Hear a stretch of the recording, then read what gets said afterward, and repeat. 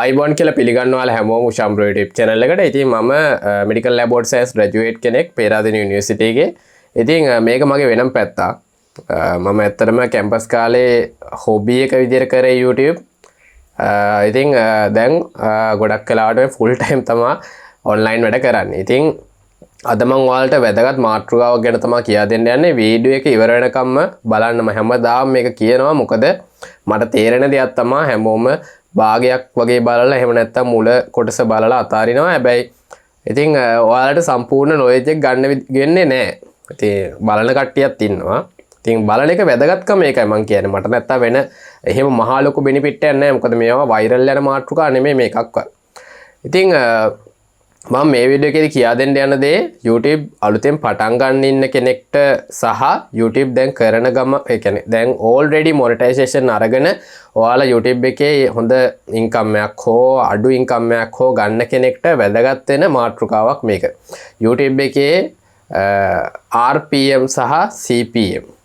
මොකද්ද මේ RPM කියන්නේ? මොකද්ද මේ CPM කියන්නේ? ඊළඟ වීඩියෝ එකේදී මම ගේනවා YouTube එකේ ගොඩාක් ලොකු ඉන්කම් එකක් ගන්න පුළුවන්. ඒ කියන්නේ RPM එක ලොකු අගයකට යන්න පුළුවන්. කීවර්ඩ්ස් කොහොමද හොයාගන්නේ? මේක කොහොමද YouTube එකේ ඇත්තටම ආදායම් වැඩි වෙන්නේ? මේ මාතෘකාව ගැන ඊළඟ වීඩියෝ එකේ කියනවා. ඉතින් මේ වීඩියෝ එකේදී සරලව කිව්වොත් මම මේ කියන RPM revenue per mile සහ CPM cost per mile කියන වචන දෙක සම්බන්ධව ටිකක් ගැඹුරට කතා කරන්න බලාපොරොත්තු වෙනවා. එහෙනම් අපි වීඩියෝ එකට යමු. මම ස්ක්‍රීන් එක ෂෙයා කරලා ඔයාලට පෙන්නන්නම් කොහොමද මේක හැදෙන්නේ කියලා.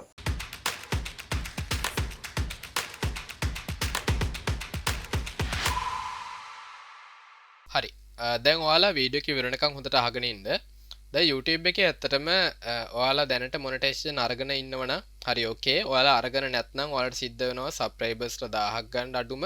ඒ වගේම පැය 4000 කියන මේ කියන achievement දෙක ඔයාලට complete කරන්න සිද්ධ වෙනවා. ඊට පස්සේ ඔයාලට monetization හම්බ වෙනවා.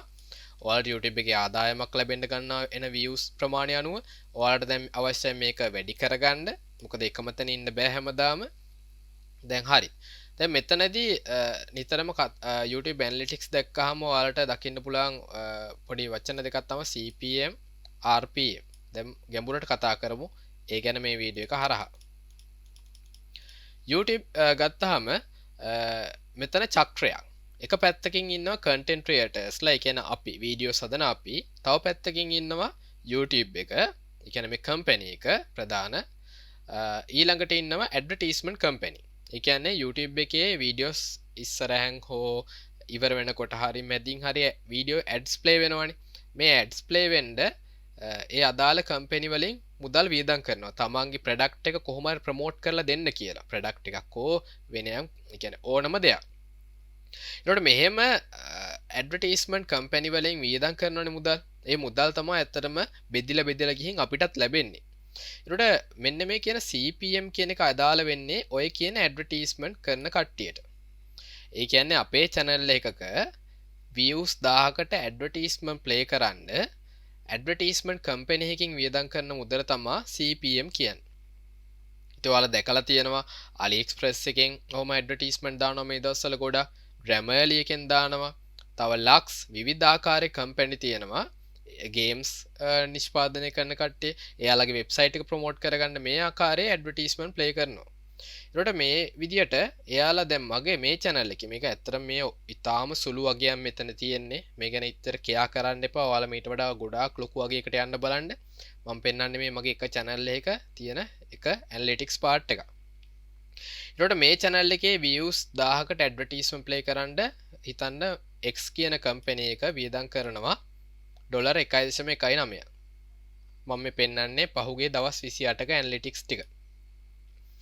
ඒකට මේ CPM එක අයිති වෙන්නේ advertisement company එකට. RPM ගත්තාම RPM එක කියන්නේ අපිට අයිති දෙයක්.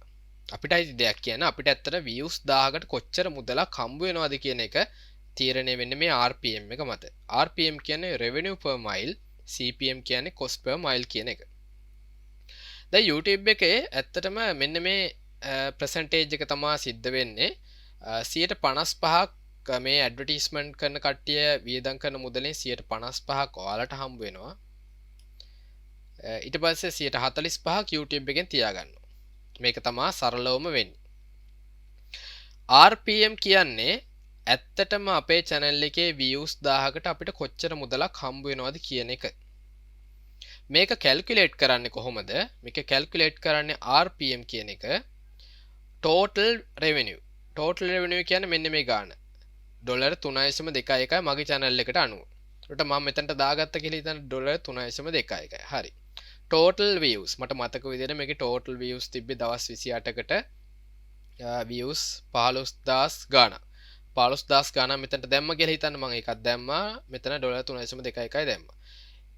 මෙන්න මේකට දැන් 1000ට දාලා මේ සමීකරණය ඔයාලා විසඳුවට පස්සේ RPM එක එනවා හරියට මට මතක විදිහට $0.2.2ක්ද කොහෙද එනවා. ඒ කියන්නේ ආසන්න වශයෙන් නිවැරදි. RPM එක ආවා. ඒකට ඔයාලගේ channel එකෙත් ඔයාලට RPM එක ඒ විදිහට calculate කරලා බලන්න පුළුවන්. මේක ගොඩක් වෙලාට ආසන්න වශයෙන් සමාන වෙනවා. නමුත් පොඩ්ඩක් වෙනස් වෙනවා.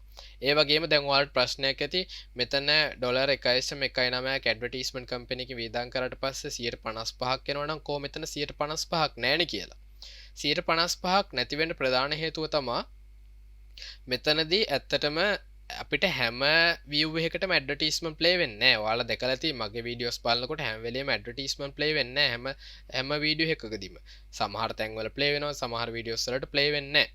ඉතින් ඒ සාධක මත තමයි මේ අගයන් වෙනස් වෙන්නේ. අනික RPM එකට අයිති වෙන තව කාරණා ගොඩක් තියෙනවා. YouTube එකේ ලංකාවේ අපිට ඇත්තටම YouTube එකකින් ආදායම ලබන්න පුළුවන් YouTube ads වලින් විතරයි. ඔය කියන ඇඩ්වර්ටයිස්මන්ට් වලින් විතරයි. තව තියෙනවා සුපර් ස්ටිකර්ස් කියලා දෙයක්. තව තියෙනවා සුපර් චැට් කියලා එකක්. තව තියෙනවා YouTube premium, YouTube channel membership. මේ කියන ඔක්කොම එකතු වුණොත් එහෙම ලොකු ප්‍රමාණවලින් ඔයාලගේ මේ කියන RPM එක ටිකක් ඒ කියන්නේ ටිකක් ලොකු වගේකට එනවා සහ මේ RPM එකට අයිති වෙන්නේ ඒ කියන සාධක ටික. ඉතින් YouTube ads මත විතරයි ලංකාවේ අපිට මේ RPM එක තීරණය කරන්න පුළුවන්. ඒක තමයි සරලවම වෙන්නේ. ඉතින් අනිත් දේ තමයි ඔයාලට කියන්න ඕනේ අනිත් දේ තමයි මේ RPM එක ඔයාලට පුළුවන් නම් $1 $3 අතර වගේ අගයකටවත් ගන්න අඩුම ඔයාලට ඇත්තටම ටිකක් ලොකු ආදායමකට යන්න පුළුවන්. $1 $3 අතර වගේ අගයකට ගන්න පුළුවන්. මොකද views 1000කට $1 සහ $3 අතර අගයකට ගන්න පුළුවන් නම් හොඳයි. මම ඉස්සරහට ඊළඟ වීඩියෝ එකේ කියා දෙන්න මේ RPM එක සමහර වෙලාවට අපිට පුළුවන් $5 $4 ඊටත් වඩා වැඩි අගයන් වලට ගන්න. ඒක කොහොමද කරන්න කියලා මම ඉස්සරහට කියා දෙන්න ඊළඟ වීඩියෝ එකේ. ඉතින් මේ RPM එක කියන එක තව සාධකයක් තියෙනවා. ඔයාලගේ channel එක පරණ වෙන්න මේ RPM එකේ වෙනසක් මට ඇත්තටම දකින්න පුළුවන් මගේ YouTube ජීවිතයේදී. ඒ කියන්නේ YouTube experience එක කිව්වොත් channel කීපයක් කරනකොට මට දකින්න පුළුවන් මේ analytics එක මෙන්න මෙතන දවස් 28 නැතුව දවස් 365 නැත්තම් මාස 6ක් නම් පරණ ඒ අදාළ විදිහට දැම්මහම මේ RPM එක 0.05 වගේ අඩු වගේක තිබිලා එන්න ඔන්නෝම වැඩි වෙනවා පොඩි අගයක් වලින්. ඒ කියන්නේ මේක උඩට මෙන්න මේ කර්ව් එකක් තියෙන්නේ. ඒ කියන්නේ RPM එක ඔයාලා channel එක draw කරන්න මේ RPM එක වැඩි වීමක් තියෙනවා. ඉතින් ඒක එක පැත්තකින් ඇත්තටම කෙනෙක්ට channel එකක් දිගටම කරගෙන යන්න හිතන තත්ත්වයක් තියෙනවා ඒ RPM එක හරහා. අනිත් දේ තමයි ඔයාලට දෙන්න තියෙන ලොකු ඇඩ්වයිස් එකක් මේක channel එක විකුණන්න එපා. YouTube එකේ ආදායම අඩුයි කියලා. මේක තමයි කියන්න ඕනේ වැදගත්ම දේ. ඔයාලට ඇත්තටම ලොකු ආර්ථික අපහසුතාවයක් තියෙනවා channel එක විකුණලා කිසියම් ගාණක් ගන්න පුළුවන්. මම කියන්නේ ඒක නෙමෙයි. මම කියන්නේ ඔයාලා ඇත්තටම මහන්සි වුණා නම් channel එක වෙනුවෙන්.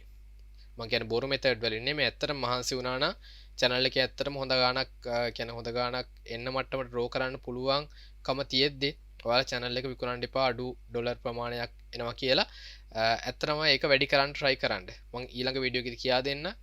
ඉතින් මොකද channel එකක් වටිනාකම මට නම් කියලා නිම කරන්න බෑ තරම් වටිනවා channel එක. අද කොච්චර මහන්සි වුණ අපි ගොඩක් මහන්සි වෙනවනේ channel එකක් වෙනුවෙන්. ඒක නිසා තමයි මම කියන්නේ. ඉතින් මම හිතනවා මේ වීඩියෝ එක හරහා ඔයාලට CPM RPM සම්බන්ධව හොඳ දැනුමක් ලැබෙන්න ඇති කියලා. ඉතින් වීඩියෝ එක හොඳ නම් අනිවාර්යයෙන්ම like කරන්න, share කරන්න, comment කරන්න. බොහොම ස්තුතියි මගේ වීඩියෝත් එක්ක එකතු වුණාට.